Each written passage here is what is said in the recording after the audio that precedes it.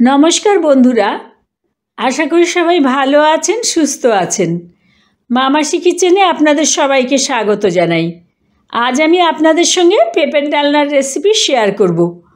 অনেক বাড়িতেই পেঁপে খান না, পেঁপে তাদের ভালো লাগে না, কিন্তু এভাবে একবার যদি পেঁপে রান্না করে দেখেন, হয়তো আপনাদের বাড়িতেও পেঁপে খাওয়ার চল শুরু হয়ে যাবে। আমি একটা বড় কাঁচা পেঁপে নিয়েছি। প্রথমেই এই পেঁপেটাকে খোসা ছাড়িয়ে ডুমো ডুমো করে কেটে নেব।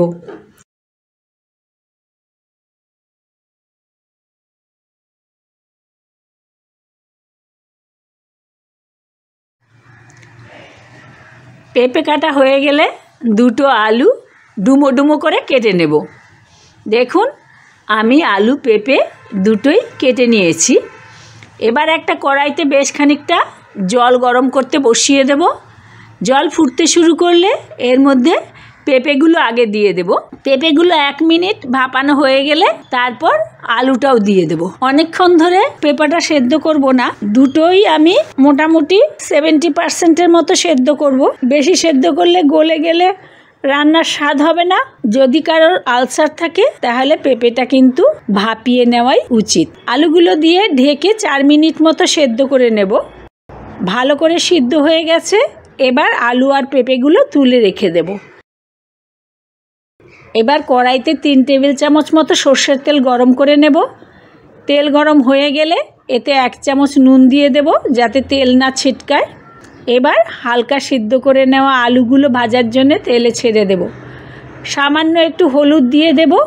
হলুদটা আলুর মধ্যে মিশিয়ে দিয়ে ধিমে আঁচে আলুগুলোকে ভালো করে ভেজে নেব।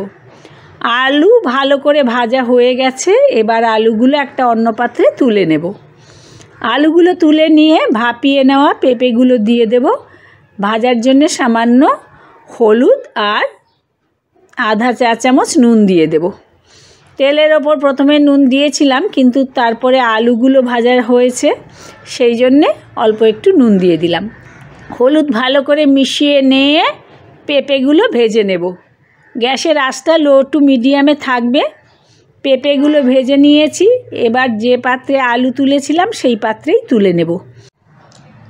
আমি এখানে ফোড়নের জন্য নিয়েছি দুটো তেজপাতা দুটো একটু ছিঁড়ে নিয়েছি, আধা চা চামচ জিরে, 3টে ছোট এলাচগুলো একটু থেতো করে নিয়েছি, আর সামান্য একটু দারচিনি।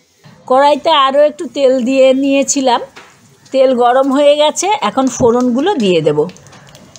ফোড়নগুলো 30 সেকেন্ড একটু নেড়ে নিয়ে পেঁয়াজ কুচি দিয়ে দেব। আমি এখানে দুটো মাঝারি সাইজের পেঁয়াজ লম্বা লম্বা করে কুচিয়ে নিয়েছি। পেঁয়াজটা দিয়ে 2-3 মিনিট একটু ভেজে নেব, যাতে পেঁয়াজটা একটু মজে যায়। পেঁয়াজটা একটু মজে গেছে। এবার একটা টমেটো কুচি দিয়ে দেব।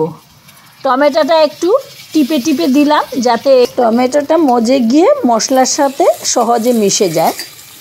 সামান্য একটু নুন দিয়ে দেব, যাতে টমেটোটা ভালো করে মজে। নুনটা টমেটোটাকে আরও ভালো করে মজিয়ে দেবে। নুনটা মিশিয়ে ঢাকা দিয়ে টমেটোটা মজে যাওয়া অবধি রান্না করে নেব। গ্যাসের আঁচটা লোতে থাকবে। আমি 3 মিনিট মতো রান্না করে নিয়েছি। এখন ঢাকনা খুলে নিলাম। টমেটোটা মজতে শুরু করেছে। এবার এতে একে একে দিয়ে দেব আধা চা চামচ আদা বাটা আর আধা চা চামচ রসুন বাটা। এগুলো দিয়ে ভালো করে মিশিয়ে মশলাটা ভালো করে কষিয়ে নেব, যতক্ষণ পর্যন্ত না মশলা থেকে তেল ছেড়ে বেরিয়ে আসছে। গ্যাসের আঁচটা কিন্তু লোতেই থাকবে। মশলাটা কষা হতে হতে আমি কিছু গুঁড়ো মশলা গুলে নেব।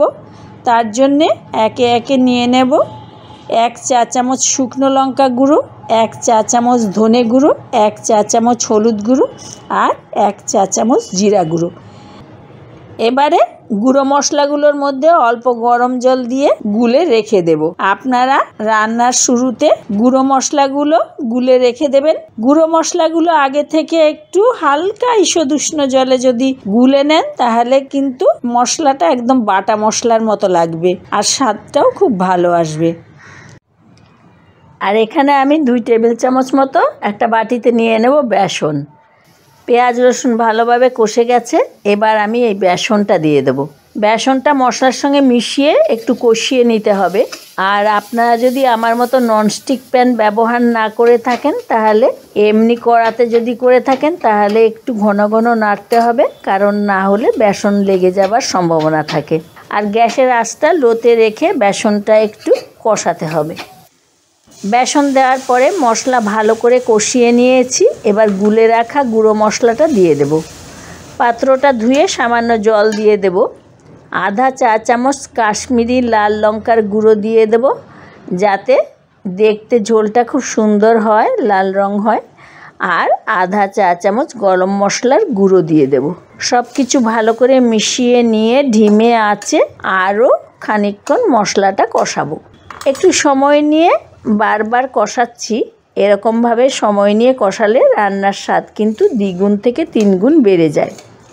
মশলা প্রায় কষে এসেছে। এবার ভেজে রাখা আলুগুলো দিয়ে দেব। আলুগুলো দিয়ে মশলার সাথে 2 মিনিট কষিয়ে নেব। আলুগুলো দিয়ে 2 মিনিট কষিয়ে নিয়েছি। এবার পেঁপেগুলো দিয়ে নেব আর সব কিছু একসাথে মিশিয়ে আরও 2 থেকে 3 মিনিট ভালো করে কষিয়ে নেব। সব কিছু ভালো করে কষিয়ে নিয়েছি। দেখুন একদম মশলা থেকে তেল ছেড়ে বেরিয়ে এসেছে। এবার 1.5 কাপ মতো জল দিয়ে দেব। জলটা মশলার সঙ্গে ভালো করে মিশিয়ে দেব। এবার ঢাকা দিয়ে মিডিয়াম আঁচে 4-5 মিনিট রান্না করে নেব। আমি 5 মিনিট মতো রান্না করে নিয়েছি। ঝোল বেশ ঘন হয়ে গেছে আর আলু পেঁপে সব কিছু খুব ভালোভাবে সিদ্ধ হয়ে গেছে।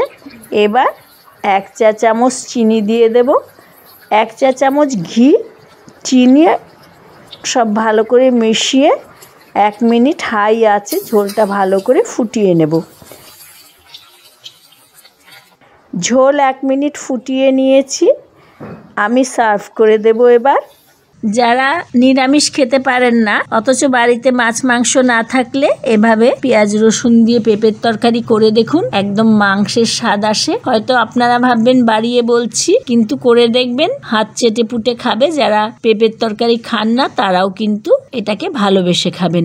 এই পেঁপের তরকারিটা ভাত, রুটি, পরোটা সবকিছুর সঙ্গেই খুব ভালো লাগে খেতে। আশা করি আপনাদেরও ভালো লাগবে। রেসিপিটা ভালো লেগে থাকলে ভিডিওটা লাইক করার অনুরোধ করব। আর তার সাথে চ্যানেল যদি এখনো সাবস্ক্রাইব না করে থাকেন, তাহলে আমার চ্যানেলটা সাবস্ক্রাইব করে নেওয়ার জন্য অনুরোধ করব। আর তার সাথে পাশে থাকা বেল বাটনটাও প্রেস করে দেবেন, যাতে আমার আপলোড করা প্রত্যেকটা ভিডিওর নোটিফিকেশন আপনার কাছে পৌঁছে যায়।